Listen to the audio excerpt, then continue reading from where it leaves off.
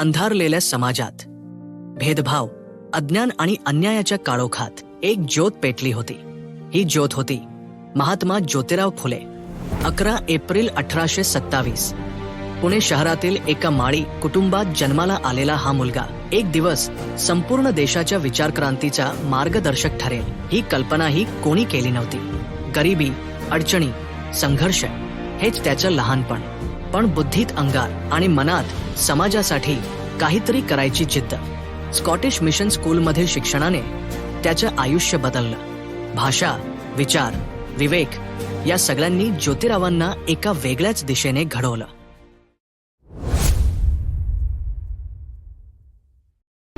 सन 1840 ज्योतिराव आणि सावित्रीबाई यांचा विवाह झाला.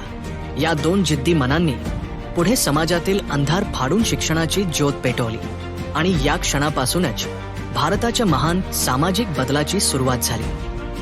साल होतं 1848.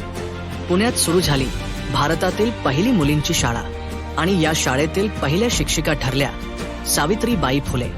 दगड, चिखल, शिव्या सगळं सहन करत त्यांनी मुलींच्या भविष्याला नवा प्रकाश दिला.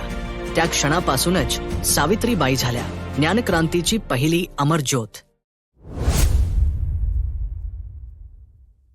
महात्मा फुलेंनी शाळेसोबत पुढे भारतातील पहिलं बालहत्या प्रतिबंधक गृह, अनाथ मुलांसाठी कॅम्प, दुष्काळात विद्यार्थ्यांसाठी आश्रम, विधवांसाठी पुनर्विवाहाची चळवळ इत्यादी उपक्रमांची सुरुवात केली.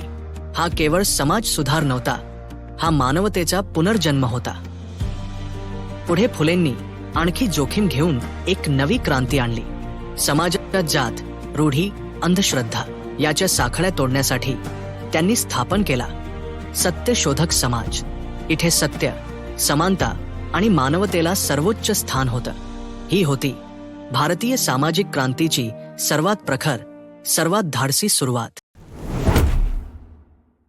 रायगड शांत होता. शिवरायांच्या समाधीचा पत्ता कुणालाच ठाऊक नव्हता. इतिहास धूसर होत होता आणि एका महान राजाची स्मृती हळूहळू मिटत चालली होती. पण त्यावेळी पुढे आले महात्मा ज्योतिराव फुले. जात, भेदभाव, अंधश्रद्धा या बेड्यांचा भेद करणारे आणि शिवरायांच्या महानत्वावर प्राण ठेवणारे.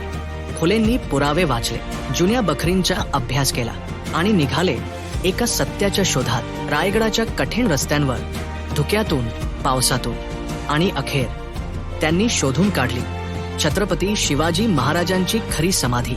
होय, आज आपण ज्या ठिकाणाला शिवाजी महाराजांची समाधी म्हणतो त्या जागेची ऐतिहासिक ओळख प्रथम सिद्ध करणारे होते महात्मा फुले. 1876चा भीषण दुष्काळ. घरे ओसाड झाली, चुली विझल्या आणि लाखो जीव भुकेसाठी व्याकुळ होते. आणि त्या अंधारात प्रकाश दिला महात्मा फुले यांनी. अनाथ, विधवा, गरीब, शेतकरी आणि संकटात सापडलेल्या लोकांसाठी प्राणपणाने काम केले. त्यांनी पुण्यात अनाथ मुलांसाठी आश्रयगृहे उभारली, मोफत अन्नछत्रे सुरू केली, विधवांना निवारा आणि सुरक्षितता दिली. फुलेंचे हे कार्य केवळ मदत नव्हती, ते संकटातल्या समाजाला दिलेला जिवंत आधार होता. समाजातील अन्याय, अंधश्रद्धा आणि शोषणाविरुद्धचा बुलंद आवाज तो महात्मा फुलेंच्या साहित्यामधून घुमला. सार्वजनिक सत्यधर्म हा सत्यशोधक समाजाचा प्रमाणग्रंथ बनला. तर दीनबंधू या साप्ताहिकातून त्यांनी विचारांची क्रांती राबवली. गुलामगिरीने जातीयवादाचा मुखवटा फाडला आणि शेतकऱ्यांचा असूडने शेतकऱ्यांच्या वेदना जगासमोर आणल्या. तृतीय रत्न या नाटकातून स्त्री शिक्षणाचा संदेश पेटला. फुलेंचे लेखन हे केवळ साहित्य नव्हते, ते होते परिवर्तनाचे शस्त्र, समाज जागृतीची अखंड ज्योत. 28 नोव्हेंबर 1890 अंधारात शिक्षणाची ज्योत पेटवणारे, शोषितांच्या हक्कांसाठी लढणारे एक महान सामाजिक क्रांतिकारक महात्मा ज्योतिराव फुले हे जगाचा निरोप घेतात. यावेळी पुण्याच्या रस्त्यांवर एक अनोखी अंत्ययात्रा निघाली.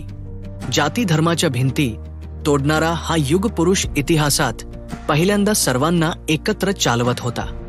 महात्मा फुले, ज्यांनी अंधार फाडून प्रकाशाच युग जन्माला घातला, जात, भेदभाव, भीती यांनी दाबलेल्या मनुष्यात माणुसकी पुन्हा जागवली. समानता, शिक्षण आणि न्यायाची त्यांची ज्योत आजही समाजाचा मार्ग उजळते. अशा या क्रांतिकारी सूर्याला त्यांच्या स्मृतिदिनी विनम्र अभिवादन.